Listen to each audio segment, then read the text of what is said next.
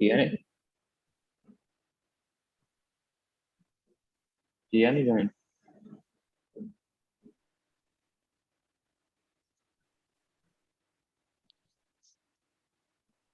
ठीक है तुम्हारा भाई आ गया तो। अस्सलाम वालेकुम सर। ठीक है तो हम स्टार्ट करते हैं। आज हम बेसिकली थोड़ा सा सी शार्प डॉट नेट को बेसिक्स उसके देखेंगे कि उसमें हमारे पास प्रोजेक्ट स्ट्रक्चर क्या होता है डॉट नेट एप्लीकेशन का। उसके बाद हम देखेंगे कि हमारी प्रिमिटिव डेटा टाइप्स कौन कौन सी होती हैं, उन प्रिमिटिव डेटा टाइप्स के ऊपर क्या क्या एक्शन परफॉर्म हो सकते हैं और क्या क्या एक्शन परफॉर्म नहीं हो सकते बेसिक लेवल के। और उसके बाद हम लोग कुछ ऑब्जेक्ट ओरिएंटेड प्रोग्रामिंग के कॉन्सेप्ट्स को समझेंगे जो कि हमारे मैसिव भी यूज हो रहे होते हैं कोई भी आपके एंटरप्राइज लेवल की एप्लीकेशन आप डेवलप कर रहे हो वहाँ पे। ठीक है, विजुअल स्टूडियो आप सबने विजुअल स्टूडियो इंस्टॉल किया हुआ है? हाँ कर लिया। स्क्रीन मेरी शेयर हो रही है आपके सामने? ठीक है। ठीक है, सर मेरा भी रह गया, अभी इंस्टॉल नहीं हुआ। अच्छा हम कोई कुछ कह रहे हैं क्या बीच में? किसी को शो नहीं हो रही? नहीं सर, विजुअल स्टूडियो भी इंस्टॉल कर रहा हूँ। विजुअल स्टूडियो इंस्टॉल कर रहे हैं, ठीक है इंस्टॉल विजुअल स्टूडियो आप कर लें। मैं अभी विजुअल स्टूडियो 2022 के ऊपर आप लोगों को जो है वो थोड़ा सा कोड का स्ट्रक्चर और चीज़ें बताऊंगा कि किस तरह से होनी है आपकी। ठीक है, ठीक है सबसे पहले हम लोग एक क्रिएट न्यू प्रोजेक्ट पे जाएंगे। अभी हम लोग सिंपली यहाँ पे एक कंसोल ऐप से स्टार्ट करें, वेब एप्लीकेशन स्टार्ट नहीं कर रहे हैं। अच्छा, कंसोल ऐप हमारी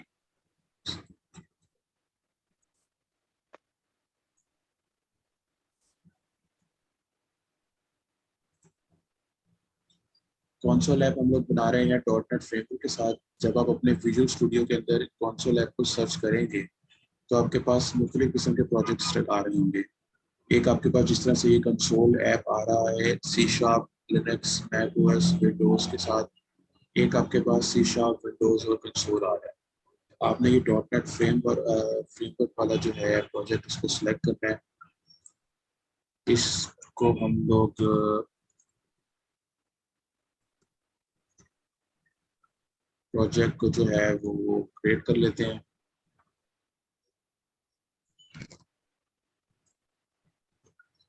ये जो है प्रोजेक्ट आपका एक कंसोल ऐप का क्रिएट हो गया है।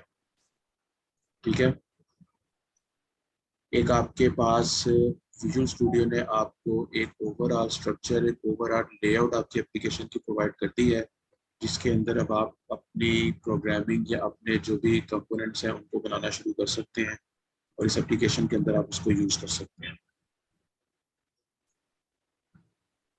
अच्छा, कोई भी आपकी डॉट नेट की जो एप्लीकेशन होगी, चाहे वो आपकी सी शार्प के अंदर हो चाहे वो वीबी के अंदर हो, अगर वो एप्लीकेशन डॉट नेट फ्रेमवर्क पे बनी हुई है तो आपकी एप्लीकेशन का स्ट्रक्चर कुछ इस तरह से होगा।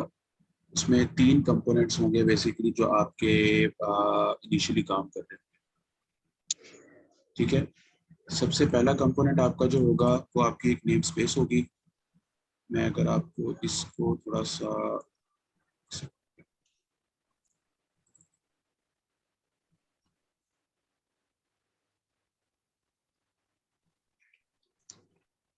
ये आपको डायग्राम नजर आ रही है? हाँ आ रही है। अच्छा, ये डायग्राम बेसिकली रिप्रेजेंटेशन है आपकी जो पीछे कोड बेस मैंने खोली हुई है उसकी। इस डायग्राम में सबसे पहले अगर आप देखेंगे सबसे टॉप पे एक चीज है नेम स्पेस डिक्लेरेशंस। अब नेम स्पेस क्या होती है? आपकी एप्लीकेशन को किसी ना किसी आप नेम से आइडेंटिफाई कर रहे होते हैं। एक नेम स्पेस होती है जो आपकी पूरी एप्लीकेशन को एक यूनिकली आइडेंटिफाई कर रही होती है। ये वो वर्चुअल आपकी डायरेक्टरी होती है, इसकी कोई फिजिकल एग्जिस्टेंस नहीं होती। ये आपके सिर्फ और सिर्फ कोड पेज को ऑर्गेनाइज करने के लिए, मुख्तलिफ प्रोजेक्ट्स को, मुख्तलिफ सोल्यूशंस को ऑर्गेनाइज करने के लिए यूज हो रही होती है। सबसे टॉप लेवल आपकी एप्लीकेशन का या एक कोड बेस का वो ये वर्चुअल डिक्लेरेशन हो रही होती है, नेम स्पेस डिक्लेरेशन जिसको हम कहते हैं। इसके बाद हमारे पास जो कंपोनेंट होता है वो होता है हमारी क्लासेस का डिक्लेरेशन, जो कि आपकी फिजिकल एग्जिस्ट कर रही होती है आपकी ड्राइव के ऊपर या आपकी कोड बेस के अंदर। क्लासेस के अंदर आपके पास आपके क्लास के मेंबर्स होते हैं, क्लास के मेथड्स होते हैं और क्लास के एक्सेसर्स होते हैं आपके। ठीक है। ठीक है। अब अगर हम इस डायग्राम को अपने कोड से कंपेयर करें तो ये आपका कोड बेस है, जिसमें सबसे पहले आपके पास क्या चीज आ रही है, नेम स्पेस। नेम स्पेस, जो मैंने हाईलाइट किया है इस टाइम के ऊपर। ठीक वर्चुअल आइडेंटिफिकेशन आपकी एप्लीकेशन की आ गई, ये नेम स्पेस। आप जितने भी अपने इस प्रोजेक्ट के अंदर जितनी भी क्लासेस, जितने भी मेथड्स, जो मर्जी चीज बनाएंगे वो आपकी इस नेम स्पेस के अंदर रिजाइड कर रहे होंगे। उसके बाद सेकंड लेवल मैंने आपको बताया कि आपकी फिजिकल डिक्लेरेशन होगी क्लासेस की। तो ये आपकी एक क्लास बनी हुई है उस नेम स्पेस के अंदर, उसी हायरार्की के अंदर आपने प्रोग्राम डॉट सी एस की क्लास बनाई है। अब ये फिजिकल किस तरह से है, अगर आप सोल्यूशन एक्सप्लोरर में जाते हैं तो देखिए यहाँ पे आपकी कोई नेम स्पेस एग्जिस्ट नहीं करती, आपका सोल्यूशन एग्जिस्ट करता है, उसके अंदर प्रोजेक्ट एग्जिस्ट कर रहा है और प्रोजेक्ट के अंदर एक physical file program dot C S exist कर रही है। सही है। ठीक। इस फिजिकल डिक्लेरेशन के मैंने आपको 3 पार्ट्स बताए, जिसमें से एक क्लास सर, ये मेंबर। रिपीट करिएगा पॉइंट। सर, ये सॉरी, रिपीट करिएगा पॉइंट। मैंने आपको बताया कि एक आपकी सर, ये कोड पॉइंट पे, रिपीट करिए। सर, ये पॉइंट मैं वही रिपीट कर रहा हूँ, कोड बेस के 3 मैंने आपको चीजें बताई हैं उसके स्ट्रक्चर के अंदर। सबसे पहली वर्चुअल डिक्लेरेशन जो आपकी नेम स्पेस है, उसके बाद आपकी फिजिकल एग्जिस्टेंस जो आपकी क्लासेस हैं, और वो फिजिकल एग्जिस्ट कहाँ कर रही हैं। अगर आप अपने सॉल्यूशन एक्सप्लोरर को देखते हैं, या फॉर इंस्टेंस अगर आप अपनी डायरेक्टरी को जाके देखते हैं, तो ये वो डायरेक्टरी है जहाँ पे ये प्रोजेक्ट पड़ा हुआ है। अब यहाँ पर देखें कहीं पर आपको name space demo console app नहीं मिल रही पड़ी हुई, लेकिन आपको प्रोग्राम डॉट सी ए जरूर पड़ी हुई मिलती है एग्जिस्ट फिजिकल फाइल। है। ये आपकी बेसिकली फिजिकली एग्जिस्ट करती है, इसकी इंस्टेंस जो आपकी क्लासेस होंगी। ठीक है। ठीक। अब उन फिजिकल फाइल्स के अंदर आपके पास 3 तरह की चीजें हो सकती हैं, या तो आपके क्लास मेंबर्स हो सकते हैं, या आपकी उस क्लास के मेथड हो सकते हैं, या फिर उसके एक्सेसर्स हो सकते हैं। अभी मेंबर और एक्सेसर पे हम बाद में आते हैं। सबसे पहले आपकी चीज है क्लास के मेथड्स। अगर आप इस क्लास को देखें अपनी, तो यहाँ पर आपका एक मेन का मेथड बना हुआ है। हम्म। ये फिजिकली एग्जिस्ट कहीं नहीं करता, ये आपकी फिजिकल क्लास के अंदर एक मेथड बना हुआ है जो बेसिकली आपका एक्चुअल यूनिट ऑफ वर्क है, जिसके अंदर आप कोई काम अपना, कोई एक्टिविटी, कोई एक्शन परफॉर्म करना। ठीक है, क्लियर है ये चीज। अभी आवाज कटी थी लास्ट लाइन पे, उस्मान आ गई। बेसिकली मैं आपको ये बता रहा था कि आपके क्लासेस के अंदर आपके फंक्शंस होंगे या आपके मेथड्स होंगे, ठीक है। और आपकी क्लास का हर फंक्शन या हर मेथड कोई एक स्पेसिफिक एक्शन परफॉर्म कर रहा होगा, कोई एक यूनिट ऑफ वर्क परफॉर्म कर रहा होगा वो फंक्शन या फिर मेथड। ठीक। ठीक है। ठीक है। अब हम थोड़ा सा स्ट्रक्चर को आइडेंटिफाई करते हैं कि हमारा इसमें क्या काम हो रहा है और किस तरह से हो रहा है। अगेन क्लास, क्लास के अंदर मेथड हमारा, मेन मेथड हमारी जो सी शार्प डॉट नेट है या बेबी डॉट नेट है या डॉट नेट फ्रेमवर्क की जितनी भी प्रोग्रामिंग लैंग्वेजेस हैं, उनका स्टार्टिंग पॉइंट हमेशा आपका मेन मेथड होता है। अगर किसी एप्लीकेशन में मेन मेथड नहीं एग्जिस्ट करता तो उस एप्लीकेशन का स्टार्टिंग पॉइंट मिसिंग है। मेन मेथड होगा तो ही आपका जो कंपाइलर है वो JIT just in time compilation को पहुंचाएगा कि जहां से आपकी एप्लीकेशन का स्टार्टिंग पॉइंट और आपकी एप्लीकेशन ने स्टार्ट होना है। ठीक। ठीक है। अच्छा, अब हम बात करते हैं कि हमने इस मेन मेथड से हम क्या कर सकते हैं। इस मेन मेथड के अंदर आप जो भी कोड करेंगे वो आपकी एप्लीकेशन के स्टार्टअप के टाइम पे चल रहा होगा। अभी अगर मैं इस एप्लीकेशन को रन करता हूँ तो आप देखेंगे कि आपकी एप्लीकेशन रन हुई और रन होते ही स्टॉप हो गई साथ ही। ऐसा ही है। जी। मैंने इसको ओपन किया, उसने कोई एक्टिविटी परफॉर्म नहीं की और वो एग्जिट हो गई। उसकी रीजन क्या है कि मेन मेथड के अंदर वो आया, और लेकिन उसको मेन मेथड के अंदर कोई एक्टिविटी नहीं मिली, इसलिए उसने अपने आप को एक जीरो रिस्पॉन्स कोड के साथ एग्जिट कर दिया कि ओके मेरा प्रोसेस कंप्लीट हो गया, अब मैं एग्जिट कर रहा हम्म। हूँ। सही है। अब हम यहाँ पर सिंपल साइज का थोड़ा सा आउटपुट देखने के लिए हम कहते हैं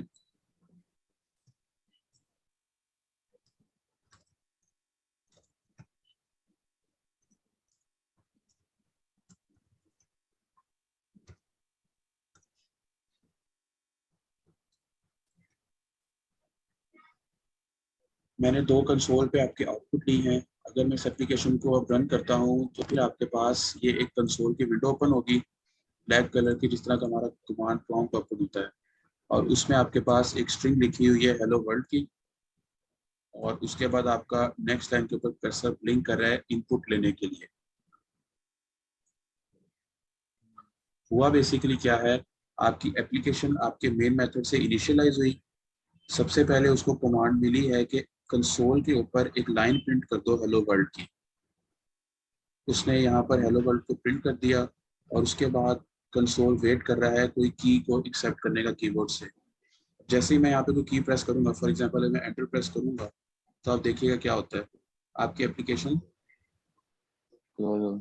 क्लोज हो गई, क्योंकि उसने की को रीड किया और उसके बाद स्कोप आपकी एप्लीकेशन का खत्म हो गया। इसके बाद कोई भी लाइन आपकी आगे नहीं है। इसका मतलब आपकी एप्लीकेशन यहाँ पर एग्जिट हो सकती है सक्सेसफुल स्टेटस कोड के साथ।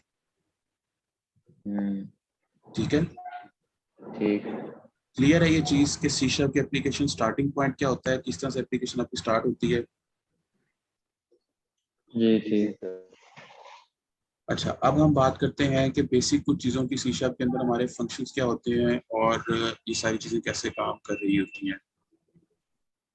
एक मेन फंक्शन है। अब फॉर एग्जांपल मैं यहाँ पर एक फंक्शन आपका बनाता हूँ।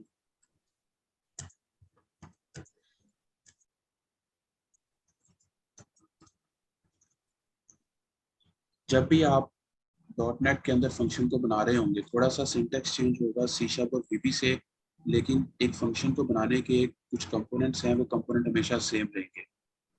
अब ये मैंने एक फंक्शन बनाया है, इसके कंपोनेंट्स देखें क्या क्या है।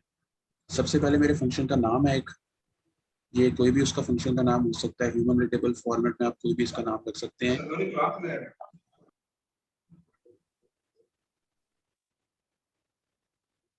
कुछ पूछा है किसी ने? नहीं नहीं, वो नासिर भाई आए थे यार ऑफिस। अच्छा, फंक्शन का आपका कुछ एक नेम बनेगा, इसके कुछ रूल्स हैं।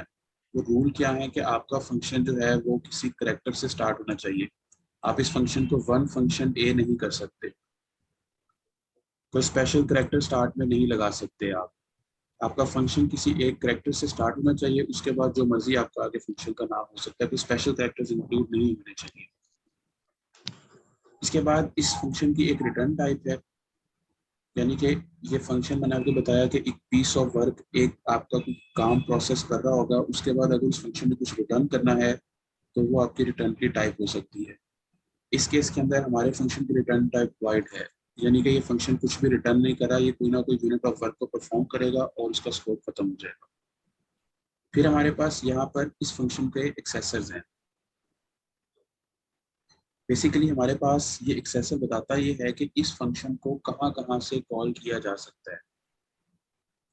हमारे पास तीन तरह के जो है वो एक्सेसर्स अवेलेबल हैं।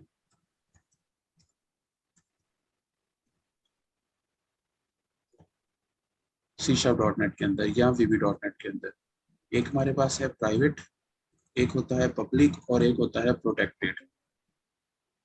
प्राइवेट एक्सेसर आपका जब भी किसी फंक्शन के या किसी ऑब्जेक्ट के साथ लगा होगा, तो इसका मतलब ये है कि ये जो ऑब्जेक्ट या ये फंक्शन है, ये सिंपल इसी फिजिकल क्लास के अंदर एक्सेस हो सकता है, इस क्लास के बाहर से इसको एक्सेस नहीं किया जा सकता। ठीक है। ठीक है। पब्लिक का मतलब ये है कि ये जो मेरा फंक्शन है, ये मेरा फंक्शन किसी भी क्लास से सेम प्रोग्राम के अंदर या किसी और प्रोग्राम के अंदर किसी भी क्लास से मैं इसको एक्सेस कर सकता हूँ, ये मेरे पास ग्लोबली एक्सेसिबल होगा। ठीक। ठीक है। प्रोटेक्टेड क्या है, इसको फिलहाल छोड़ दें, जब हम कॉन्सेप्ट पे जाएंगे तो मैं आपको बताऊंगा कि प्रोटेक्टेड क्या काम करता है। अब हम इस फंक्शन के थ्रू कुछ काम करते हैं। हम कहते हैं कि जी कंसोल के ऊपर एक राइट करे कि मैसेज फ्रॉम फंक्शन ए।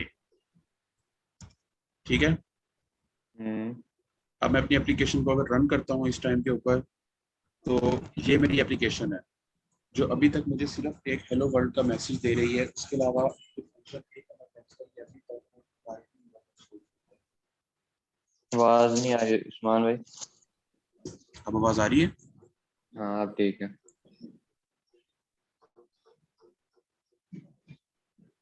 अच्छा, हमने किया क्या कि हमने एक फंक्शन बनाया अपनी एप्लीकेशन के अंदर, लेकिन उस फंक्शन का जो टेक्स्ट है वो अभी तक हमारे कंसोल पे आउटपुट नहीं हो सका। इसकी रीज़न क्या है? जो हमारी सी शार्प प्रोग्रामिंग लैंग्वेज है, ये ऑब्जेक्ट ओरिएंटेड प्रोग्रामिंग लैंग्वेज है। इसमें आपकी तब तक चीज़ कॉल नहीं होती या तब तक वो चीज़ इनिशियलाइज नहीं होती जब तक आप उसको स्कोप ऑफ वर्क में नहीं लेके आते या उसको इनिशियलाइजेशन के ऊपर नहीं लेके जाते। इनिशियलाइजेशन से मेरा मतलब क्या है कि मैंने यहाँ पर इस फंक्शन को डिफाइन तो कर दिया, लेकिन मैंने इस फंक्शन को क्या कहीं से कॉल किया अभी तक? हम्म, नहीं। ये फंक्शन की डेफिनेशन तो पड़ी हुई है, फंक्शन एज सच अपना एग्जिस्ट कर रहा है इस क्लास के अंदर, लेकिन क्या इस फंक्शन को अपने मेन मेथड से मैंने कॉल किया है? नहीं। नहीं किया। जब तक मैं इस फंक्शन को कॉल नहीं करूंगा तब तक इस फंक्शन के अंदर जो जो प्रोसेस है वो एग्जीक्यूट नहीं होगा। तो इसको करने के लिए मैं यहाँ पे क्या करूंगा, यहाँ मैं जाता हूँ कंसोल के बाद और मैं यहाँ पे कहता हूँ कि फंक्शन ए, मैंने उस फंक्शन को यहाँ से कॉल किया। अगर अब मैं इस एप्लीकेशन को रन करता हूँ तो फिर आप देखिए इस एप्लीकेशन की क्या आउटपुट आती है। क्या आउटपुट आ रही है इसकी? अब मैसेज फंक्शन है। उसने सबसे पहले हेलो वर्ल्ड का मैसेज दिया, क्योंकि हमारी सबसे पहली लाइन के अंदर हमारा हेलो वर्ल्ड लिखा हुआ है। उसके बाद उसने फंक्शन ए को कॉल किया, फंक्शन ए के अंदर हमारा स्कोप गया, वहां पे उसने ये चीज प्रिंट की। ये चीज यहाँ पे आपके सामने प्रिंट हो रही है।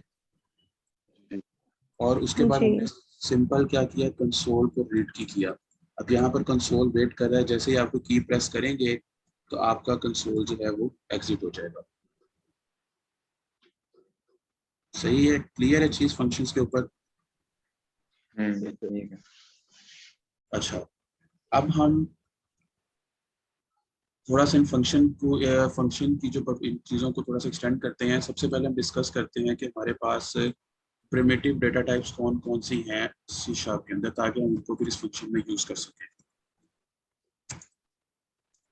सर, हम इसको मेन मेथड बोलेंगे और जो जहां हम नीचे काम कर रहे हैं प्राइवेट पे, इसको हम प्राइवेट ही बोलेंगे या इसको भी कुछ बोलेंगे? देखें, मैंने आपको बताया कि मेन मेथड आपकी हर एक डॉटनेट के एप्लीकेशन में होना जरूरी है। ये आपकी एप्लीकेशन का स्टार्टिंग पॉइंट होता है, नंबर 4। जी मेन मेथड के अंदर आपके सारे मेथड जो हैं वो रजिस्टर हो रहे होते हैं या उनकी कॉलिंग हो रही होती है। अब ये आपका एक सिंपल फंक्शन है, ये फंक्शन आपका कोई भी एक्शन परफॉर्म कर सकता है। इस केस में सिंपल ये कंसोल से मैसेज प्रिंट करवा रहा था। तो ये इस क्लास जी के मेथड्स हैं। ये जो दूसरी चीज है हम इसको डिस्कस करते हैं, इस क्लास के मेथड्स हैं ये सारे के सारे। ये फंक्शन ए हो सकता है, फंक्शन बी हो सकता है, फंक्शन सी हो सकता है, मुख्तलिफ किस्म के फंक्शन हो सकते हैं। जी क्लियर है? जी ठीक। जी सर। अच्छा, अब हम बात करते हैं कि प्रिमिटिव डेटा टाइप्स कौन कौन सी होती हैं। कल हम बात कर रहे थे CLR के ऊपर, जिसमें से मैंने आपको बताया था कि CLR हमें कुछ प्रिमिटिव या कुछ प्राइमरी डेटा टाइप्स प्रोवाइड करता है, जिनको हम यूज करते हुए अपनी एप्लीकेशन के अंदर बिजनेस लॉजिक्स को इम्प्लीमेंट कर सकते हैं। अब वो प्रिमिटिव डेटा टाइप्स कौन कौन सी हो सकती हैं? वो सी शार्प के अंदर स्ट्रिंग, हमारे पास इंटीजर होता है, इंटीजर के बाद हमारा डेसिमल होता है, डेसिमल के बाद हमारी स्ट्रिंग होती है, हमारा कैरेक्टर होता है और हमारा बूलियन होता है। हम्म ठीक है, होते क्या कुछ हैं इसको थोड़ा सा देख लें। इंटीजर से आप लोगों के जहन में कुछ ना कुछ आ रहा होगा कि इंटीजर क्या चीज़ होती है। कोई भी हमारे होल नंबर्स जो होते हैं, इनकी एक लिमिट है। उन होल नंबर्स को नेगेटिव से लेके एक अप लिमिट है, वो जितने भी आपके न्यूमेरिकल वैल्यूज होंगी वो सारी की सारी आपके इंटीजर टाइप के वेरिएबल्स होते हैं। ठीक ठीक। है, आपकी डेसिमल क्या चीज़ होती है? आपका डेसिमल होता है जहां पर आपने कोई पॉइंट्स बीच में लेके आने हैं।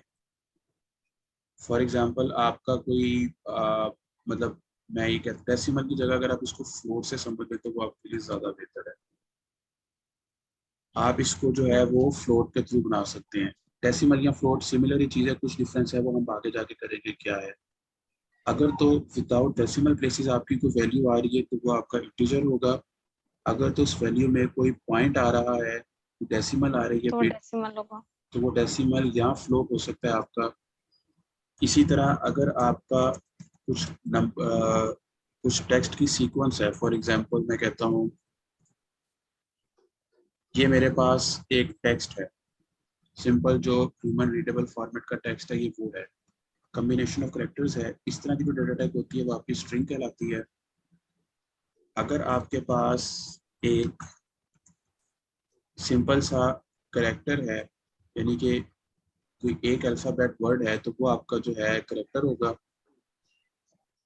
और अगर आपके पास ट्रू और फॉल्स की कंडीशन होती है, 0 या 1 की कंडीशन होती है, तो वो आपका तो वो बूलियन बूलियन होगा। होगा। ठीक है, ठीक है। इसमें कोई कंफ्यूजन इन वेरिएबल्स के अंदर या इन प्रिमिटिव डेटा टाइप्स के अंदर? नहीं। सर बहुत पर लाइन रिपीट कर दो। क्या कह रहे हैं?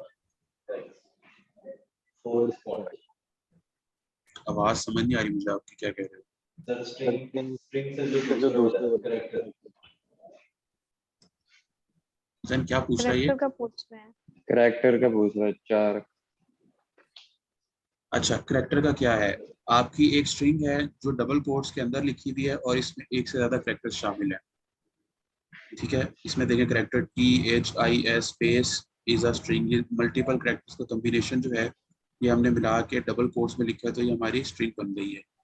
लेकिन कुछ सिनेरियोज ऐसे होते हैं जहां पर आपको एक सिंगल बिट चाहिए होती है सिर्फ। वहां पर अब आप क्या करेंगे? वहां पर आप पूरी की पूरी स्ट्रिंग के अंदर सिर्फ ये भी कर सकते हैं, आपके एक यहाँ पर आपका जो है सिर्फ ए लिखना है। लेकिन क्या ये हमारे जो बेस्ट प्रैक्टिस है उसको फॉलो करता है? तो इसका जवाब है नहीं, क्योंकि सिंगल करेक्टर है, हमने अल्फाबेटिक में से कोई एक करेक्टर उठाया हुआ अल्फान्यूमेरिक में से, उस स्पेसिफिक के लिए हम लोग जो है एक डेटा टाइप प्रिमिटिव यूज करते हैं 4 की। अगर मैं इसके अंदर ये 2 A डाल दूंगा ना, या कोई और चीज लिख पाऊँ, तो ये मुझे कंपाइल टाइम का एरर दे रहा है। और वो एरर पढ़े तो क्या दे रहा है? वो दे रहा है too many characters in character literal, यानी कि इस लिटरल में कोई भी एक आपका करेक्टर हो सकता है सिर्फ। अगर हम ऐसे ही मल्टीपल मतलब सिंगल कैरेक्टर्स करें, जैसे ये डी लिखा है आगे इसके बाद ए फिर बी, तो वो कॉमे से सेपरेट होंगे? कहीं पे भी सेपरेट नहीं होते। करेक्टर के अंदर आपके पास सिर्फ सिंगल वैल्यू आ रही होती है, आपके पास एक लिटरल आएगा आपके पास। ठीक है। ठीक है, अगर आपने मल्टीपल इसमें लेके आने हैं, तो आपको इस कैरेक्टर वेट को आपको स्ट्रिंग में कन्वर्ट करना पड़ेगा डेटा टाइप को। ठीक। क्लियर है ये चीज? हम्म। अच्छा, ये है हमारे पास जो डॉट नेट के अंदर, किसी भी डॉट नेट प्रोग्रामिंग लैंग्वेज के अंदर, इवन जावा के अंदर और मुख्तलिफ ऑब्जेक्ट ओरिएंटेड प्रोग्रामिंग जो है उनके अंदर प्रिमिटिव डेटा टाइप्स ये है हमारे पास। सी के अंदर हमारे पास स्ट्रिंग का प्रिमिटिव डेटा टाइप नहीं होता था, उसको हम IO स्ट्रिंग के थ्रू जो है करेक्टर को स्ट्रिंग में कन्वर्ट करके यूज कर रहे होते थे पहले। खैर, ये तो हमारे पास चीज हो गई। अब हम बात करते हैं कि इन प्रिमिटिव डेटा टाइप्स के ऊपर हम लोग क्या क्या एक्शन परफॉर्म कर सकते हैं। फॉर एग्जांपल, एक फंक्शन मैंने बनाना चाहता हूं मैं, जिसके अंदर मैंने 2 वैल्यूज का सम लेना है, तो ये काम मैं किस तरह से करूंगा? पहली चीज मुझे आइडेंटिफाई करने की जरूरत है, या रूल लगाने की जरूरत है कि मेरे पास 2 जो इनपुट वेरिएबल्स होंगे वो क्या इंटीजर टाइप के होंगे या फ्लोट टाइप के होंगे। ठीक है, ठीक। जैसे अब हम यहाँ पर इसका एक एग्जांपल लेते हैं। अभी आप इस सारे को करें कमेंट। मैं कहता हूँ integer A equals to 1, integer B equals to 2।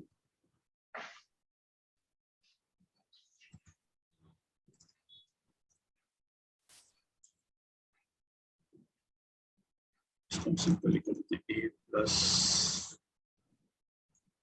B equals to, ये मैं यहाँ पर स्ट्रिंग की कंकैटिनेशन कर रहा हूँ।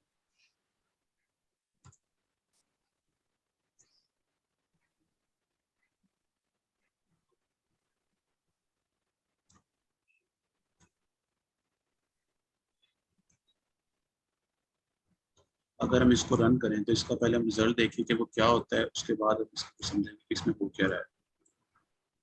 रिजल्ट में क्या हुआ? A plus B equal to 3. a plus B equal to 3। A की क्या वैल्यू मैंने सेट की यहाँ पे, 1 1 बी की वैल्यू 2 2 और दोनों को मैंने क्या किया आपस में प्लस प्लस किया। क्या रिजल्ट आना चाहिए था, 3 3 सही रिजल्ट आया है। जी ये है 3 ये हम लोगों ने एक अरिथमेटिक ऑपरेशन परफॉर्म किया है दो इंटीजर वैल्यूज के ऊपर।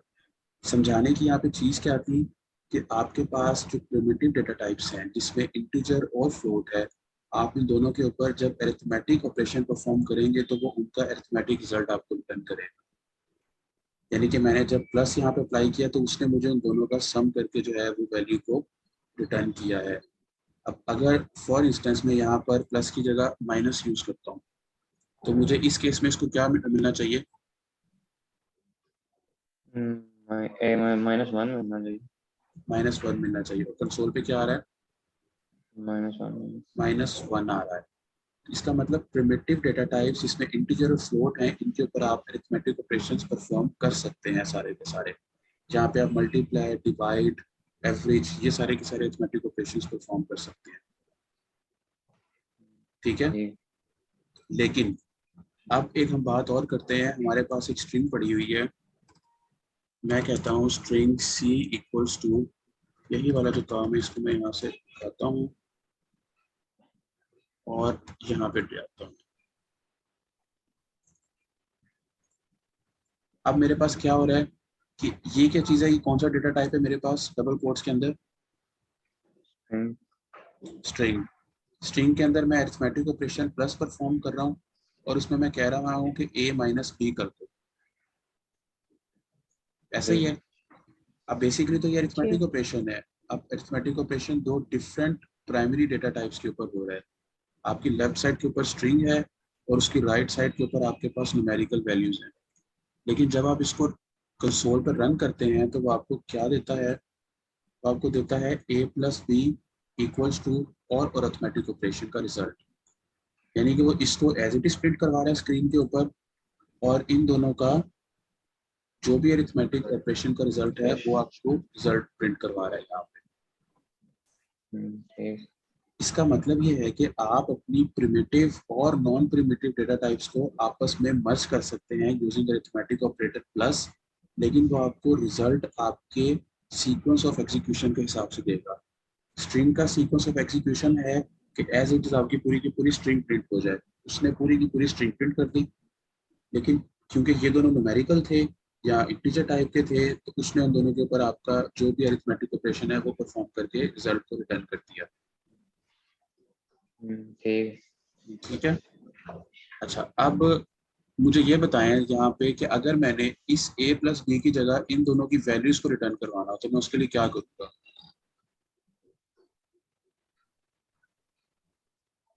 1 plus 2.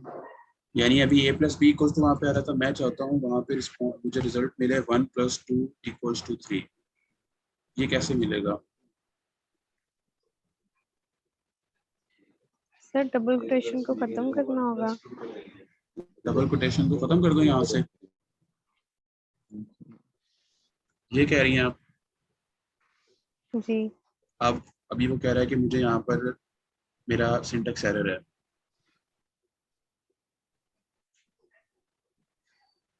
थोड़ा सा सोचें, सर स्ट्रिंग में 1 a plus b की जगह 1 plus 2 कर देंगे। क्या हो जाएगा,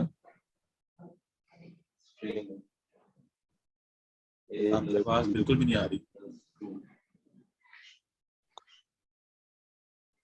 मैं repeat, sir a plus b की जगह 1 plus 2 कर देंगे। यहाँ 1 प्लस 2 लिख दूँ, डबल कोटेशन डबल कोटेशन में। तो वो 1 प्लस 2 नहीं आ जाएगा प्रिंट होके। रिजल्ट में ये एज इट इज शो करेगा, मतलब ये आ जाएगा। जैसे आपने नीचे वो दिया है कमेंट क्या में, ये चीज, शो करो आपको +2 = 3। और अगर ठीक है अगर मैं यहाँ पर वैल्यू को 3 कर देता हूँ तो अब फिर मुझे यहाँ पे जाके 3 करना पड़ेगा इसको।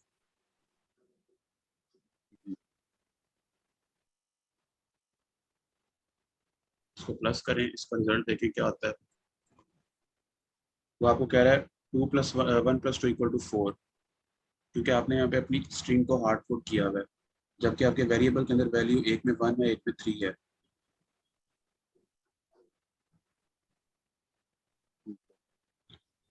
इसको करने के लिए हम अभी स्ट्रिंग के ऊपर कंकैटिनेशन कर रहे थे प्लस प्लस करके, जो हमने ये स्ट्रिंग बनाई थी कंकैटिनेशन की हुई है हमने। यहाँ पर हम क्या कर सकते हैं, अगर मैं आपको ये कहूँ कि ए करूँ यहाँ पे, यानी ए की वैल्यू उठा ले वेरिएबल की, प्लस डबल कोट के अंदर मैं प्लस लिखूँ, यहाँ पे फिर प्लस लिखूँ मैं, और यहाँ मैं कहूँ आपको बी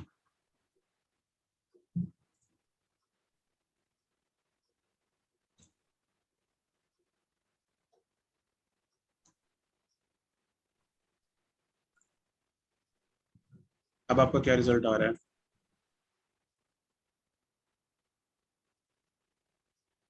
और वही वैल्यूज रिटर्न उसने डिस्प्ले कर दी जो ऊपर मैंने लिखी थी, हो गई। करती हुआ क्या, जी आपने स्ट्रिंग की कंकैटिनेशन की है। मैंने आपको बताया कि जब हम अरिथमेटिक ऑपरेटर को एक स्ट्रिंग के साथ और एक न्यूमेरिक के साथ लिखेंगे तो वो उसकी सीक्वेंस ऑफ ऑपरेशन से या सीक्वेंस ऑफ एग्जीक्यूशन से उनकी वैल्यूज को रिटर्न करेगा। मैंने क्या किया कि मैं लिख रहा हूँ कि ए की वैल्यू, उसमें प्लस करो इस स्ट्रिंग को, जैसे स्ट्रिंग उसमें प्लस होगी तो मतलब एज इट इज स्ट्रिंग वहाँ पे प्रिंट हो जाएगी। यही बात मैंने बताई थी अभी। हम्म, जी उसमें फिर प्लस किया उसने बी को, यानी बी की वैल्यू प्रिंट करेगा, फिर प्लस करेगा और इक्वल टू प्रिंट करेगा, और उसके बाद वो इन दोनों अरिथमेटिक को प्लस कर देगा। तो यही उसने काम किया। यहाँ से उसने ए की जगह 1 लिख दिया, प्लस प्लस आ गया, बी की जगह 3 लिख दिया, और इक्वल्स टू जो भी उन दोनों का सम है उसने वो यहाँ पे लिख दिया।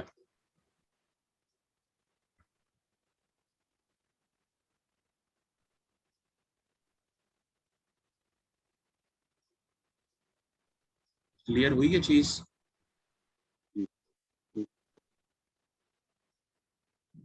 इसमें कोई क्वेश्चन के स्ट्रिंग कंकैटिनेशन या इन मुख्तलिफ जब हमने डेटा टाइप के ऊपर, प्रिमिटिव डेटा टाइप के ऊपर ऑपरेशन परफॉर्म किया तो उसने क्या रिस्पॉन्स दिया हमें, इस पे कोई क्वेश्चन या कोई कंफ्यूजन है तो मुझे बताएं।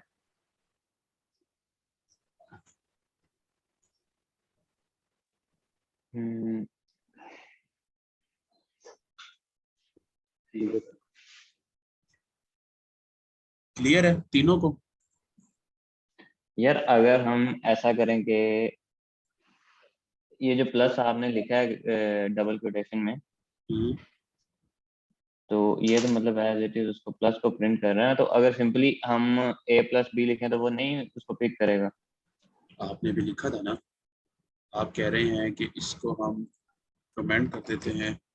आप मुझे कह रहे हो कि हम एक स्ट्रिंग बनाएं, A+B किस तरह से कह रहे हो आप, ऐसे? हाँ सिर्फ मतलब डेटा टाइप, हाँ A+B, आप आप प्लस उसका रिजल्ट कर लो। हाँ इक्वल टू A+B हम्म, ये कह रहे हो आप? जी। तो क्या आपको लग रहा है ये सिंटैक्स ठीक सिंटैक्स है? नहीं ठीक है वो लकी। ये सही सिंटैक्स नहीं ना, हमने बेसिकली इसको एज अ स्ट्रिंग डील करवाना है। तो स्ट्रिंग डील करवाने के लिए हमने पहले इसको डबल कोट्स के अंदर लिखा इस तरह से।